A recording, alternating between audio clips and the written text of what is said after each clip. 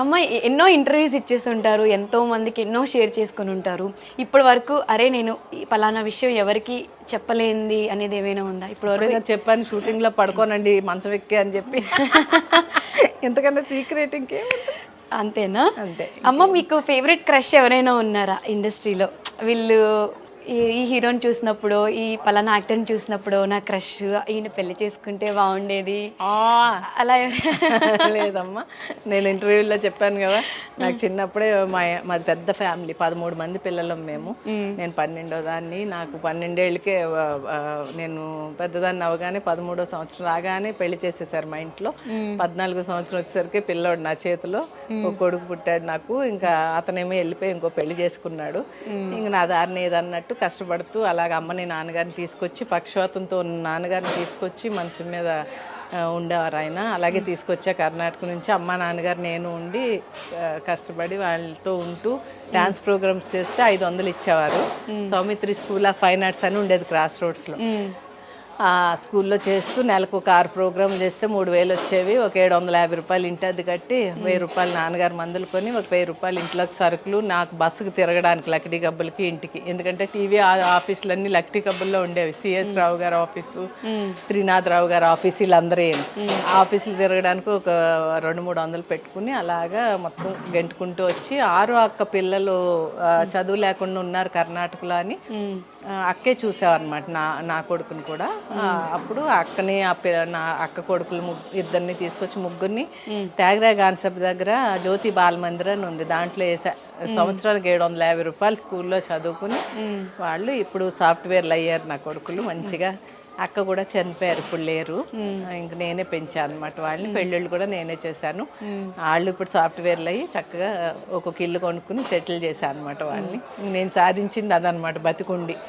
నేను ఎవరితో సంబంధం పెట్టుకోలేదు, ఎవరిని పెళ్ళి చేసుకోలేదు, మళ్ళీ అలా ఉండిపోయాను. అదే నా లైఫ్. అంతమందిసేపు కాస్త హ్యాపీగా ఉండాలి. టక్కన తీసుకుపోతే చాలా దేవుడు అని దండం పెడతాను. అయ్యో, ఇంకా మీరు చేయాల్సినవి చూడాల్సినవి చాలా ఉన్నాయమ్మా. ఎందుకంటే అంతమంది పిల్లల్లో చిన్న మీరైనా కానీ మీకేం ఆ ప్యాంపరింగ్, ఆ ముద్దు ముచ్చట అనేవి లేదు. రెస్పాన్సిబిలిటీస్ తీసుకొని పూల పాన్పు అనేది మీకు ఎక్కడా లేదు. ప్రతిదీ మీరు రెస్పాన్సిబిలిటీ తీసుకొని ఈచ్ అండ్ ఎవ్రీథింగ్ దగ్గరుండి చేసుకున్నారు. ఆ చిన్న బాధ ఒకటి కడుపులో ఉంటుంది కానీ పైకి రాదు. ఎప్పుడు షూటింగ్ వస్తే అనుకుంటూ నవ్వుకుంటూ సరదాగా గడిపిస్తాను. ఎందుకంటే అది అందరికీ సాధ్యం కాదు. కడుపులో అంత పెట్టుకొని అన్ని దగ్గరుండి అన్నీ చూసుకొని ఇంత హ్యాపీగా. కానీ సాధించాను కదా మొత్తానికి. నేను చదువుకోలే, అక్షరం ముక్క చదవలేదు, స్కూల్కి పంపించలేదు నన్ను ఎవరు. కానీ నేనేంటంటే నేను మనిషిగా బతుకుతున్నందుకు నేను ఏదన్నా చెయ్యాలి, ఏదన్నా సాధించాలి. నేను ఎందుకు సాధించలేను, నన్ను ఎందుకు వీళ్ళందరూ భయపడుతున్నారని పట్టుబట్టి అసలు 2-3 సార్లు చచ్చిపోవాలని కూడా అనిపించేది. కానీ ఎందుకు చచ్చిపోవాలి, నేను ఎందుకు బతకలేను? మనిషిని బతకనివ్వరా? ఎవరితో అయినా సంబంధం పెట్టుకుంటే నేను బతకలేమా ఈ పట్టణంలోనూ అని చెప్పేసి అలాగే ఉన్నాను. పట్టుదలగా ఉండి కష్టపడి ఎంత వస్తే అంత 300 ఇచ్చేవారు. ఒక రోజంతా క్యారెక్టర్ నర్సో పని మనిషో ఏదొస్తే దానికి వెళ్ళిపోయేదాన్ని, బద్దకిచ్చేదాన్ని కాదు. ఎప్పుడు పని కావాలి, పని అంతే. ఈరోజు ఏంటి, అయిపోయి రేపు ఏం రాలేదండి అమ్మాయి, పని అమ్మాయి వేషం చేస్తాం రాగినా వచ్చేస్తాను సార్ అని చెప్పేసి వెళ్ళిపోయేదాన్ని అనమాట. ఆ 300 తీసుకుని వచ్చేసేదాన్ని ఇంటికి. అలాగా ఎవరిని నేను ఇప్పుడు జూనియర్ ఆర్టిస్టులు కూడా చాలా గౌరవిస్తాను. అందుకే వాళ్ళందరూ నన్ను చూడగానే పలకరిస్తారమ్మా, బాగున్నారమ్మా, తిన్నారమ్మా రాగిని అమ్మ అని. ఎందుకంటే ఆ స్టేజ్ నుంచి వచ్చిన దాన్ని నేను కూడా అని ఒక ఆలోచన అనమాట నాకు. ఏం లేదమ్మా, మీరు అంత కష్టపడ్డారు కాబట్టి మీరు ఎంతో మందికి ఇన్స్పిరేషన్. మీరు ఇంత స్ట్రాంగ్గా ఉండి అనుకునే సాధించారు.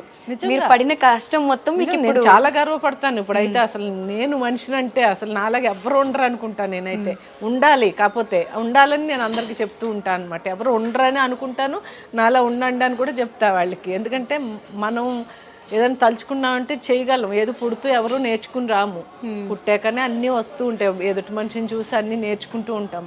అలా మీరు కూడా ధైర్యం తెచ్చుకోండి, చక్కగా భయపడకండి ఎవరికిను. ఏదన్నా మంచి మాట్లాడండి. మనం చేసే పని మంచిగా చెడా ముందడుగేస్తున్నాం, ఇది వాళ్ళకి ఏమన్నా ఇబ్బంది కలుగుతుందా అని కూడా ఆలోచించి చేయండి. అన్నీ మంచి జరుగుతాయి మీకు అని చెప్తా ఉంటాను అనమాట నేను. అది నేనైతే అలాగే ఫాలో అవుతాను అమ్మలు ఇప్పుడు కూడా.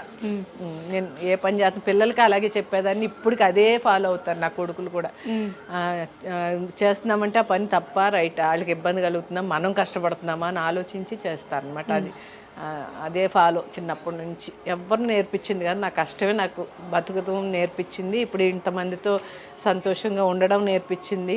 ఇంకా ఇంకా ఏదో చేయాలన్న ఆశ కలిగిస్తుంది. అన్నీ నా కష్టాలే, చిన్నప్పటి నుంచి పడ్డ కష్టాలే.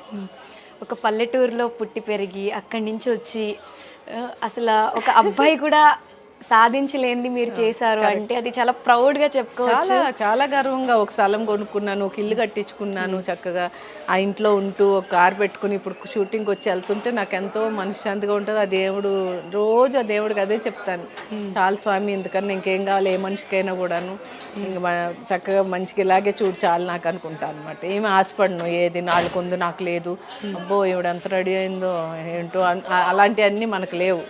బాగుందండి అంటూ ఉంటాను అనమాట. ఎప్పుడు చిన్నప్పటి నుంచి నాకు ఆశ లేదురా, లేకపోతే చాలా కొని ఉండేదాన్ని, చాలా చేసుకుని ఉండేదాన్ని. ఏమి లేవు ఏంటండి మీరు ఇన్ని సంవత్సరాల నుంచి చేస్తున్నారు, మీకు బంగారం లేదో ఒక అరకిలో ఏదో అది ఇది అంటుంటారు అందరు జోక్గా. అంత లేదమ్మా, ఏదో ఎప్పుడు అంత హడావిడిగా ఉండరు, చాలా సింపుల్ గా నార్మల్ గా వచ్చేస్తూ అంతే అంతేరా. నాకు చిన్నప్పటి నుంచి అంతే, అంటే ఇంకంతే అలా ఆ కష్టాలే అలా నేర్పించింది బతుకు. ఆ కష్టాలు చూసాం కాబట్టి ఇప్పుడు ఆ పెట్టుకునే ఛాన్స్ ఉన్నా కానీ అది మీరు ఇది చేయలేకపోతున్నారు. ఇంట్రెస్ట్ ఉండదు, అంటే ఆశ ఉండదు. ఆశ లేనప్పుడు మనం ఏం పెట్టుకోలేము. పిచ్చి నగలు ఉన్నంత ఆశ బంగారు నగల మీద ఉండదు నాకు. ఏదైనా క్యారెక్టర్ ఇచ్చారా, ఇవ్వనోళ్ళదే పాపం నగలు పెట్టుకుని రిచ్ క్యారెక్టర్ అండి అందానంటే ఇంక నన్ను మించిన వాళ్ళు ఉండరు అనమాట. మంచిగా అన్ని రెడీ అయిపోవచ్చు, ఓకేనే సార్ అంట. కానీ ఒక్కటి డైరెక్టర్స్ ఏదైనా క్యారెక్టర్ చెప్తే ఇలా ఉండాలమ్మా, పల్లెటూరు నుంచి సిటీ వచ్చిన ఆవిడలాగా అంటే అలాగే రెడీ అయ్యి వెళ్తా. ఇలా చూసి పైన సూపర్ అమ్మా చాలు ఓకే రెడీ టేక్ చేద్దాం అంటారు అనమాట. గెటప్ ఇంట్లోనే రెడీ అయిపోయి వెళ్ళిపోతూ ఉంటా క్యారెక్టర్ చెప్పగానే. వీళ్ళందరూ ఇప్పుడు వచ్చే జనరేషన్ అందరూ ఇక్కడికి వచ్చి రాత్రి లేట్ అయింది అంటే అప్పుడు మేకప్ మొదలు పెడుతూ ఉంటారు. వాళ్ళు అనాలని కాదు, అలా ఉన్నారు జనరేషను. నేను ఇంట్లోనే 5కి లేచి వంట చేసుకుని 7 o'clock 7:30కి విత్ మేకప్తో సెట్లో ఉంటాను. విత్ మేకప్ మీరే వేసేసుకుంటారు? ఇంట్లోనే వేసుకుంటా, మేకప్ ఇంటికి వెళ్ళాకనే తీస్తాను అన్నమాట. అలా అలా అలవాటు అయిపోయింది. పాపం వాళ్ళు అనాలని కాదు, అలా ఉన్నారు ఇప్పుడు జనరేషన్ అని నవ్వొచ్చి.